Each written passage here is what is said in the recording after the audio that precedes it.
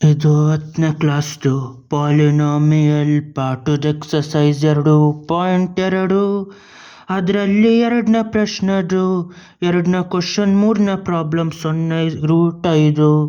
ಇಲ್ಲೇನಂತ ಕೇಳವ್ರೆ ಅಂದರೆ ಇಲ್ಲಿ ಇದನ್ನ ಕಂಡುಹಿಡಿಬೇಕು. ಒಂದು ಕ್ವಾಡ್ರಾಟಿಕ್ ಪಾಲಿನಾಮಿಯಲ್ನ ಆ ಪಾಲಿನಾಮಿಯಲ್ದು ಝೀರೋಗಳನ್ನ ಕೂಡಿಸಿದಾಗ ಬರೋದು 0, ಅದನ್ನು ಗುಣಿಸಿದಾಗ ಬರೋದು √5.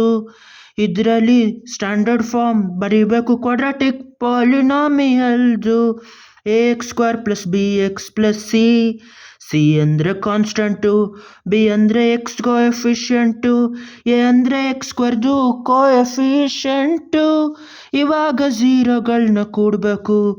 ಆಲ್ಫಾ ಪ್ಲಸ್ ಬೀಟಾ ಅಂದರೆ 0, ಅದೇ ಝೀರೋಗಳನ್ನ ಗುಣಿಸಿದಾಗ ಬರೋದು √5. ಅದೇ ಝೀರೋಗಳನ್ನ ಕೂಡಿದಾಗ ಈ ಕೋಎಫಿಷಿಯಂಟಲ್ಲಿ ನೋಡಿದಾಗ ಬರೋದು -b/a. ಅದು 0 ಆಗಿರಬೇಕು, ಯಾಕೆ ಅಂದರೆ ಅದು ಝೀರೋಗಳನ್ನ ಕೂಡಿದಾಗ ಬರೋದು ಆಗಿರ್ತದೆ. ಅದೇ ಥರ ಝೀರೋಗಳನ್ನ ಗುಣಿಸ್ದಾಗ ಬರೋದನ್ನ ಕೋಎಫಿಷಿಯಂಟಲ್ಲಿ c/a ಅಂತ ಕರೀತಾರೆ. c/aನು ಆಲ್ಫಾ ಬೀಟಾಗೆ ಸಮ ಆಗಿರೋದ್ರಿಂದ, ಝೀರೋಗಳನ್ನ ಗುಣಿಸೋದಕ್ಕೆ ಸಮ ಆಗಿರೋದ್ರಿಂದ ಇದು √5ಕ್ಕೆ ಸಮ. ಇವಾಗ 2 ಕಡೆನೂ ಎ ಇಂದ ಗುಣಿಸ್ಬೇಕು. ಎ ಇಂದ ಗುಣಿಸಿದಾಗ ಇದರೊಳಗಡೆ ಏನಾಯಿತು, a ಒಂದು ಸತಿ -b = 0 ಟೈಮ್ಸ್ ಆಫ್ a ಅಂದರೆ 0. 0ಗೆ ಎಷ್ಟೇ ಗುಣಿಸಿದ್ರು 0. 0 5ಲಿ 0, 0 10ಲಿ 0, 20ಲಿ 0, 100ಲಿ 0, 1000ಲಿ 0. ಇವಾಗ -1ರಿಂದ 2 ಕಡೆನೂ ಗುಣಿಸಿದ್ರೆ ಏನಾಯ್ತದೆ, ಇಲ್ಲೂ -1ರಿಂದ ಗುಣಿಸಿದ್ರೆ ಏನಾಯ್ತದೆ, -1 ಟೈಮ್ಸ್ ಆಫ್ 0ನು 0, ಪ್ಲಸ್ ಇದು 0 ಆಗೈತೆ. ಇಲ್ಲೂ ಏನೋ ಗುಣಿಸ್ಬೇಕು, ಇಲ್ಲೂ ಏನೋ ಗುಣಿಸ್ಬೇಕು.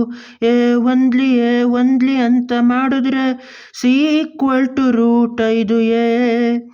ಇಲ್ಲಿ 0, ಇಲ್ಲಿ √5a. ಇವಾಗ ಪಾಲಿನಾಮಿಯಲ್ದು ಸ್ಟ್ಯಾಂಡರ್ಡ್ ಫಾರ್ಮ್ ಮಾಡಬೇಕು. ಇವಾಗ ಯಾವ ಥರ ಮಾಡೋದು ಅಂದರೆ ax² + bx + c. ಹೆಂಗೆ ಉಳಿದಿರ್ತದೆ ax², b ಬದಲು 0 ಹಾಕಬೇಕು, 0x + c ಬದಲು √5a ಹಾಕಬೇಕು. 0 ಟೈಮ್ಸ್ ಆಫ್ x ಅಂದರೆ 0ಗೆ ಎಷ್ಟು ಗುಣಿಸಿದ್ರು 0, ಅದು ax² + 0 + √5a. ಇದನ್ನು ಬಿಟ್ಟಾಕ್ಬಿಡ್ಬೋದು. ax² + √5a, ಅದನ್ನು a ಕಾಮನ್ ತೆಗೆದ್ರೆ ಅದರಲ್ಲಿ ಬರೋದು x² + √5.